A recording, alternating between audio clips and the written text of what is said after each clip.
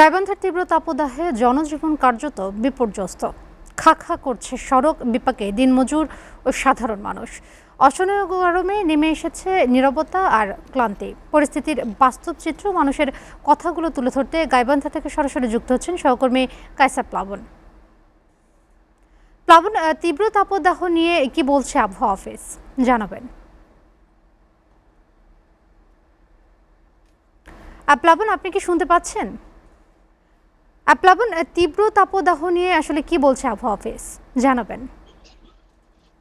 রোকেলা, শুরুতে যদি বলি যে গাইবান্ধা গত কয়েকদিন থেকে তাপদাহ এত বেশি যে মানুষের যে বিশেষ করে শ্রমজীবী যে মানুষগুলো রয়েছে তারা অনেকটাই কিন্তু বিপাকে পড়ছে। অর্থাৎ দিনের বেলায় রোদের তাপ এত বেশি যে তারা ঘর থেকে বের হতে পারছে না, এবং যারা শ্রমজীবী মানুষ তারা বিশেষ করে শ্রমিক প্রকৃতির যারা রয়েছে, বিশেষ করে বিভিন্ন রিক্সা চালক, ভ্যান চালক এবং বিভিন্ন অটো চালকরা আমরা দেখেছি যে নাভিশ্বাস কিন্তু তারা আমরা লক্ষ্য করেছি। পাশাপাশি যে কৃষক যারা রয়েছে, যারা ক্ষেত খামারে কাজ করে, তারাও কিন্তু খুব একটা কাজ করতে পারছে না। তবে স্বস্তির কথা হলো যে ঠিক বিকেল ৪টা নাগাদ কিন্তু এখানে একটু হালকা বৃষ্টি হয়েছে। বৃষ্টির ফলে যে আপনার যে গরমের তীব্রতা সেটি কিন্তু কমেছে, এবং হালকা বাতাস কিন্তু আমরা লক্ষ্য করছি। এই বাতাসের ফলে কিছুটা কিন্তু গরমের যে তীব্রতা সেটি কিন্তু কমেছে।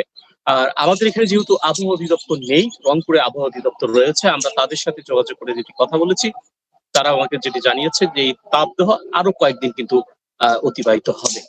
আর আরেকটি কথা না বললে নয়, এই তাপদাহর কারণে কিন্তু গাইবান্ধা যে সদর হাসপাতাল রয়েছে সেখানে কিন্তু ডায়রিয়া রোগীর সংখ্যা কিন্তু বৃদ্ধি পেতে শুরু করেছে। আমরা একটু আগে ওখানকার যে সিভিল সার্জন তার সাথে কথা বলেছি, তিনি আমাকে যেটি জানিয়েছেন যে এই রোদ এবং প্রচন্ড গরমে তারা কিন্তু বেশ কিছু রোগী কিন্তু তারা পাচ্ছে, তবে তাদের সুচিকিৎসা নিশ্চিতে তাদের যে টিম সেটি কিন্তু কাজ করছে। তো রোদেলা, এই ছিল আসলে সবশেষ খবর। প্লাবন, আপনাকে ধন্যবাদ।